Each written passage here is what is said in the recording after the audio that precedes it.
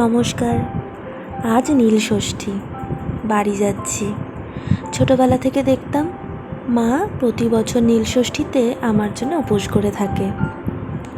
আর পয়লা বৈশাখের আগে এই নীলষষ্ঠী থেকে শুরু হয়ে যেত নতুন জামা পরা। সন্ধে হলেই মায়ের সাথে সেজেগুজে চলে যেতাম মন্দিরে শিব ঠাকুরের মাথায় জল ঢালার জন্যে। একটা আলাদা উৎসব ভাব থাকতো। আর আমি সবসময় সেই ছোটোবেলার স্মৃতিগুলো নিয়ে বাঁচতে চাই, তাই এখনও সেই জিনিসগুলোই করি। এখনও নতুন জামা পরে মায়ের সাথে মন্দিরে যাই জল ঢালতে। আজকেও তাই যাচ্ছি বাড়িতে।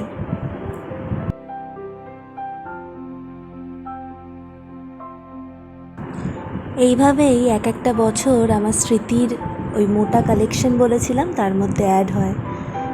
এরপরে হয়তো আবার আরেকটু যখন বয়স বেড়ে যাবে তখন আজকের দিনের কথা ভাববো, যে আজকের দিনে বাড়ি গিয়ে আমি কী করেছিলাম, মায়ের সাথে কোথায় গেছিলাম, কী খেয়েছিলাম, এই আর কি। এইভাবেই তো স্মৃতিগুলো অ্যাড হয়ে হয়ে আমাদের জীবন। এইভাবেই তো মানুষ যখন বৃদ্ধ হয়ে যায়, যখন আর পারে না কোনো কিছু করতে, তখন এই আজকের দিনের কথাগুলো ভেবেই তো মানুষ বেঁচে থাকে। তো যাই হোক, এই জায়গাটা হলো আমার বাড়ির সবচেয়ে প্রিয় জায়গা। আমার কষ্ট হোক, আনন্দ হোক, সব কিছুই আমার এই জায়গাটা ঘিরে।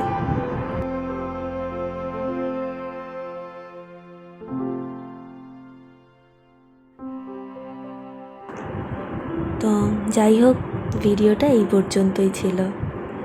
টাটা, সবাই ভালো থাকবেন।